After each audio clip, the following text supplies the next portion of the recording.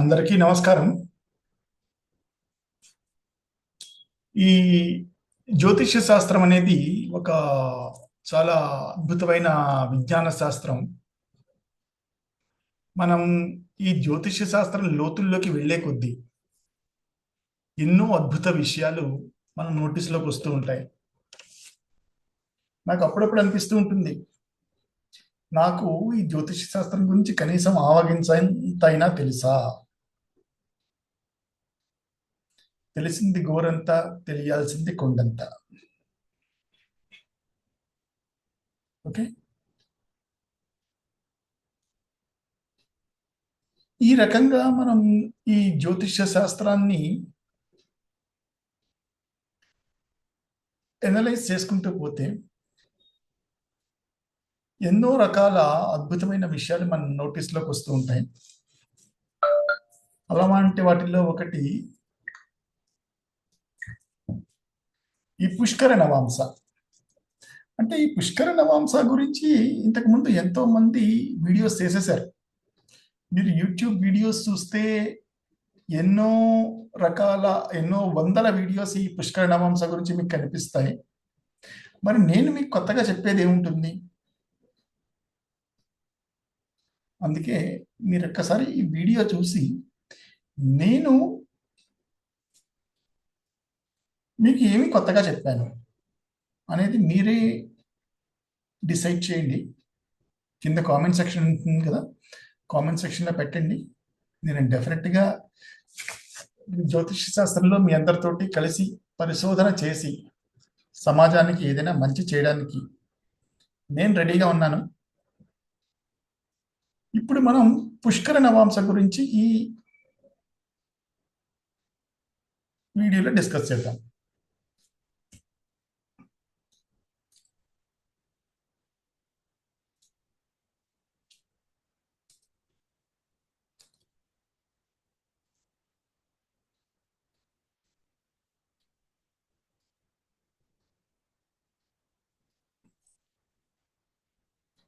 Okay, ఇక్కడంతా ఇంగ్లీష్లో రాసింది. నేను మీకు దీన్ని తెలుగులో చెప్తాను. ఇదంతా నేను నా గురించి నేను రాసుకున్నటువంటి notes. So Pushkara Navamsa is soil where planets blossom. అంటే ఈ 12 రాసులు ఒక వ్యవసాయ క్షేత్రం అనుకుంటే, ఈ పుష్కర నవాంస అనే చోట ఎక్కడైతే గ్రహాలు పడతాయో అక్కడ ఆ ప్లానెట్స్ అద్భుతమైన ఫలితాలను ఇస్తాయి. అంటే అద్భుతమైన ఫలితాలను ఇస్తాయి అంటే నేను భిక్షగాడిని మహారాజు అయిపోతాడని కాదు. నేను అలా వెర్షన్ చెప్తే తప్పు. అలా వెర్షన్ చెప్పలేము. ఏంటి జరగబోతుందో నేను మీ అందరికీ ముందర వీడియోస్లో మనవి చేసుకుంటాను. చూడండి వీడియోని.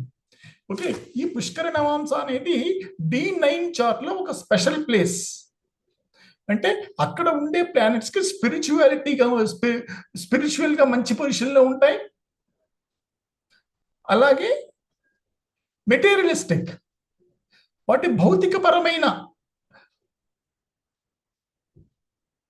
శక్తుల దగ్గర కూడా చాలా అద్భుతంగా అవి రాణిస్తాయి.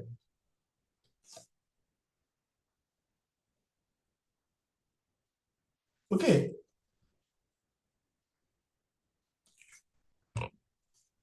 ఈ పుష్కర నవాంసలో పడ్డ గ్రహాలు, అసలు పుష్కర నవాంసను మనం ఎందుకు ప్రత్యేకంగా చూడాలి?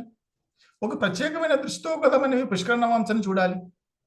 ఈ పుష్కర నవాంసలో పడ్డ గ్రహాలు వాటి యాక్చువల్గా మనం ఈ జన్మలో మనం పుట్టాము అంటే మన పూర్వజన్మ కర్మల వల్లనే మనం ఈ జీవితంలో పుడుతూ ఉంటాం. ఇంకొక జన్మ ఎత్తుతూ ఉంటాం. మనం మన పాత జన్మలో ఏదైనా పెండింగ్ కర్మలు ఇంకా ఉండిపోతే మనం ఈ జన్మలో ఈ జన్మ ఎత్తుతూ ఉంటాం. అయితే మనకి పుష్కర నవాంసలో ఏ ఏ గ్రహాలు పడుతున్నాయో చూసుకుని ఆ గ్రహాలకు సంబంధించిన కారకత్వాలని ఈ జీవితంలో మన ఆ గ్రహాలకు సంబంధించిన నైసర్గిక కారకత్వాలు, మన గ్రహాలు రాశి చార్ట్లో ఉన్న ఆధిపత్య కారకత్వాలు, వీటిని సంఘటితం చేసి చూసి ఆ కర్మల ద్వారా మీద మనం దృష్టి పెట్టడం ద్వారా మనం మోక్షాన్ని పొందగలం. ఇవి అన్ని ఇద్దరు కూడా ఇంతకు ముందే నేను మీతోటి మనం చేసుకున్నాను. ఇది ఒక కట్టిక పేదవాడిని మహారాజుని చేసేవి. ఆ యోగం కాదు ఇది. ఇది రాజయోగం కాదు, ధనయోగం కాదు, పుష్కర యోగం, పుష్కర నవాంస. అంటే మీరు మీ జీవితంలో ఈ మానవ జన్మ నుంచి ఊర్ధ్వలోకాలకి వెళ్ళడానికి, అంటే మళ్ళీ మళ్ళీ ఈ మానవ జన్మ ఎత్తకుండా ఈ మానవ జన్మ నుంచి మనం ఇంకా ఈ పైన ఉన్న ఊర్ధ్వలోకాలకి వెళ్ళటానికి ఈ పుష్కర నవాంసలో పడ్డ గ్రహాలు ఉపయోగపడతాయి. ఈ పుష్కర నవాంసలో పడ్డ గ్రహాలను మనం కనుక స్థూలంగా కానీ కనీసం స్థూలంగా అర్థం చేసుకున్నా చాలు. సూక్ష్మంగా సంగతి తర్వాత మనం సూక్ష్మంగా అర్థం చేసుకుని మనం అలా ఎట్టి పరిస్థితుల్లో మనం చేయలేం.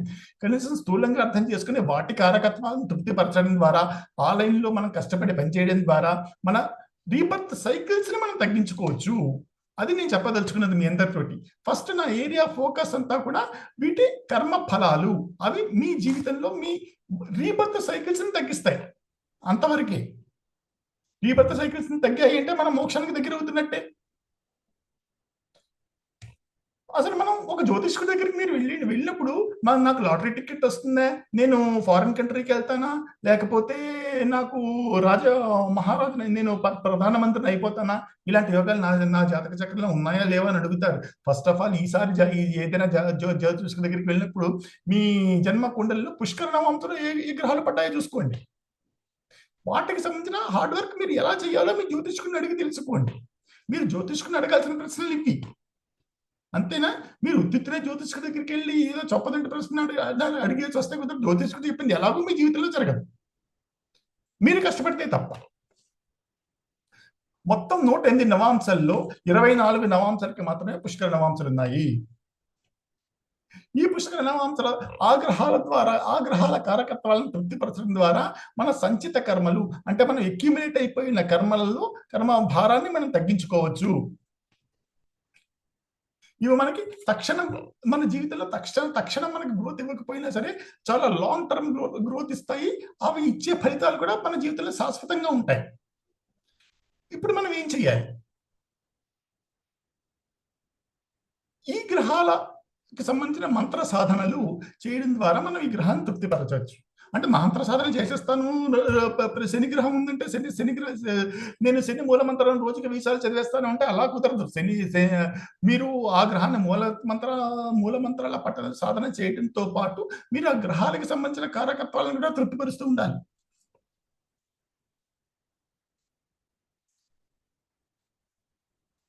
ఓకే, అసలు ఇప్పుడు ఏ గ్రహాలకి ఇక్కడ చూడండి, ఇది మన రాశి చక్రం. రాశి చక్రంలో మన నక్షత్రాలు ఎలా పాపులేట్ అయి ఉన్నాయి అనేది ఇక్కడ నేను వేసుకుంటూ వచ్చాను. ఇక్కడ నేను కొన్నింటిని హైలైట్ చేసుకుంటూ వచ్చాను. పింక్ కలర్ లో నేను గులాబీ రంగులో హైలైట్ చేసుకుంటూ వచ్చాను. ఇవి డెఫినెట్ గా ఇవే మన పుష్కర నవాంస. ఏ నక్షత్రాలకి పుష్కర నవాంస అనేది ఎప్పుడు కూడా నక్షత్రానికి ఉండదు, నక్షత్ర పాదానికి ఉంటుంది. ఈ నక్షత్ర పాదాలకి మన పుష్కర నవాంసలు ఉన్నాయి. ఓకే, ఈ పుష్కర నవాంసలు చేస్తున్నప్పుడు మన జ్యోతిష్య శాస్త్ర పెద్దలు ఎంతో ఆలోచించి కొన్ని గ్రహాలకి మాత్రమే పుష్కర నవాంసలు ఇచ్చారు. ఈ పుష్కర నవాంసలు ఇస్తున్నప్పుడు బుధ, కేతు, కుజ గ్రహాలను తప్పించారు. ఈ బుధ, కుజ, కేతు గ్రహాలకి సంబంధించిన నమ్మలకి పుష్కర నవాంశాలు ఇవ్వలేదు. అవి ఎందుకు ఇవ్వలేదు అనేది నేను ఇదివరకే కొంత వీడియో చేసి పెట్టాను, అయినా సరే ఇక్కడ రాసి పెట్టాను. ఇంకొకసారి మీ అందరితోటి దాని గురించి ఇప్పుడు మనవి చేసుకుంటాను. అయితే బుధ నక్షత్రాలు అశ్లేష, జ్యేష్ఠ, రేవతి.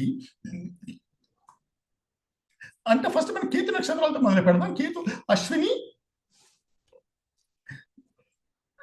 మఘమూల. సో మన అశ్విని, మఘమూల మనం ఈ కేతు నక్షత్రాలు ఎప్పుడు కూడా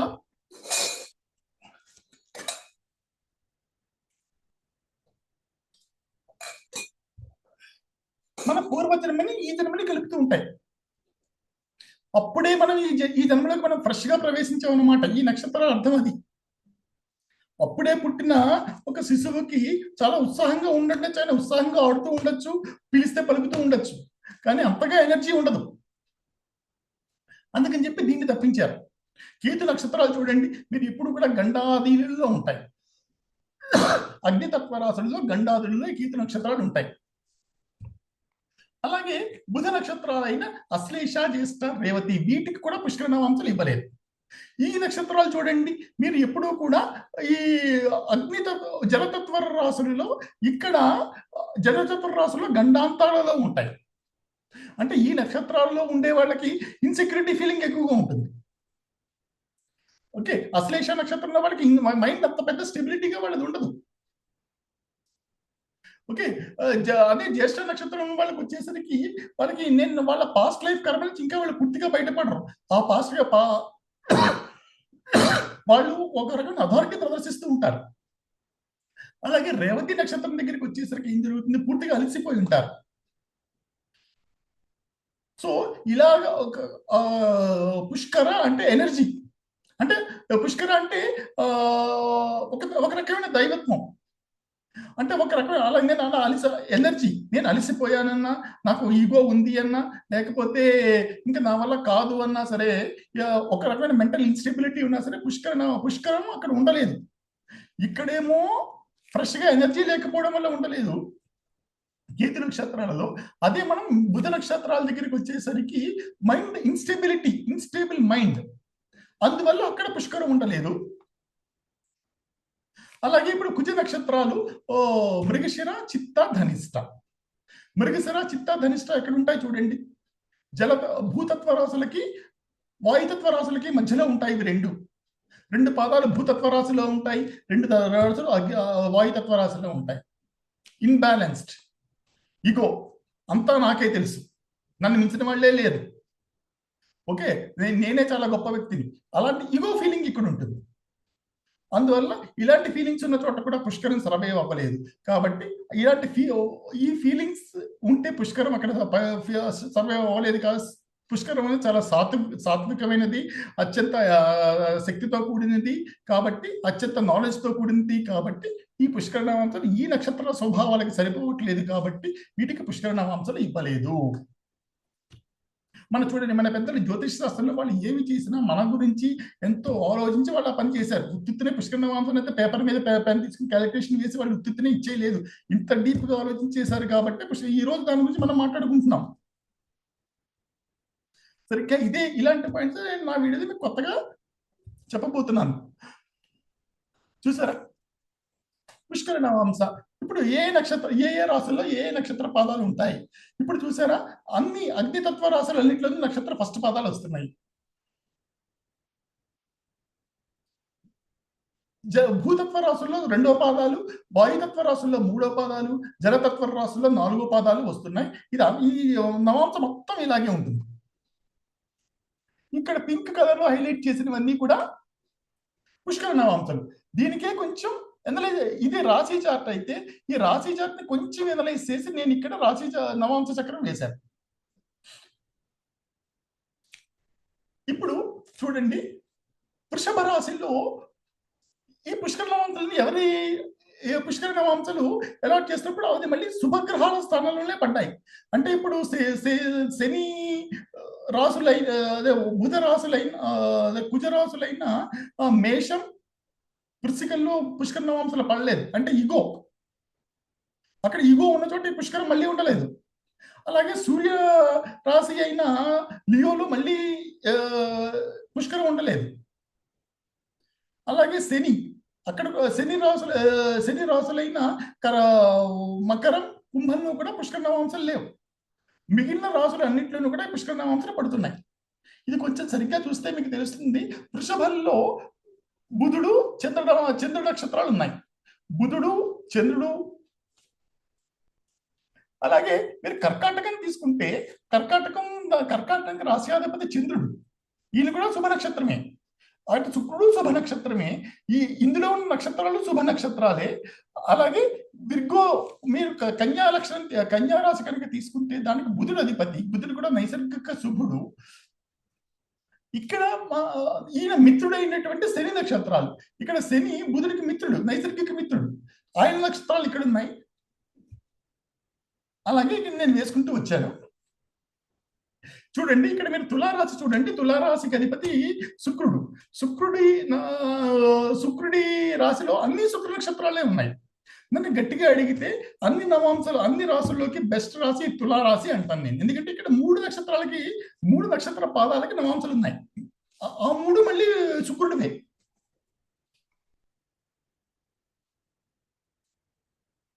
ఇంకా వర్గోత్తమ నవాంశ అనేది ఒక కాన్సెప్ట్ ఉంది. నేను దాని గురించి మళ్ళీ విడిగా ఒక వీడియో చేసి మీ అందరితోనే దాని గురించి మనం చేసుకుంటాను. ఇప్పుడు నేను ఇంకొక చిన్న విషయం ఏం చెప్పదలుచుకున్నాను అంటే,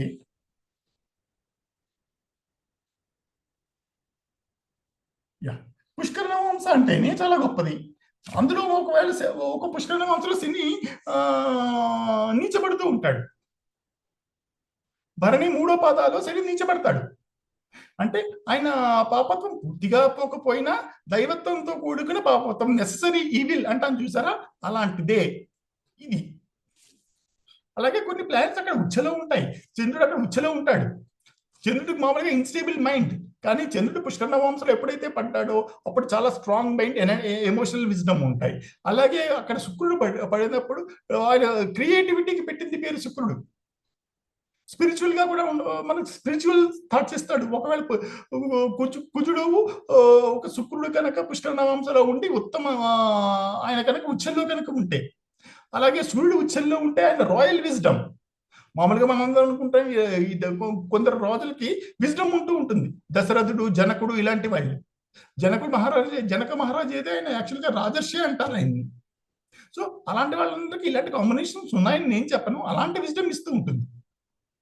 అలాగే గురుడు పడ్డాడు అనుకోండి, ఆయన ఒక టీచర్, గురువు లైక్ విజ్డమ్. పైన సన్ ఉంటే రాయల్ లైక్ విజ్డమ్. అలాగే కొన్ని గ్రహాలకి అక్కడ మూల త్రికోణం కూడా ఉంటుంది. రీజన్స్ ఇలాగ ఉంటాయి. మీ స్క్రీన్ మీద మొత్తం అంతా కనిపిస్తుంది. ఇంక నేను దీన్ని స్పెషల్గా చదివి I don't want to spend much time on it. అలాగే సన్ ఉన్నాడు అనుకోండి, మనిషి చూడడానికి చాలా ఎత్తుగా, అందంగా, ఉంగరాలు తిప్పుతూ అందంగా ఉంటాడు, మంచిగా మాట్లాడతాడు. 5th హౌస్ కమ్యూనికేషన్, 3rd నుంచి 3rd అది. ఈ లక్షణాలన్నీ ఉంటాయి. సో ఎవరికైనా కావాలి అంటే కనుక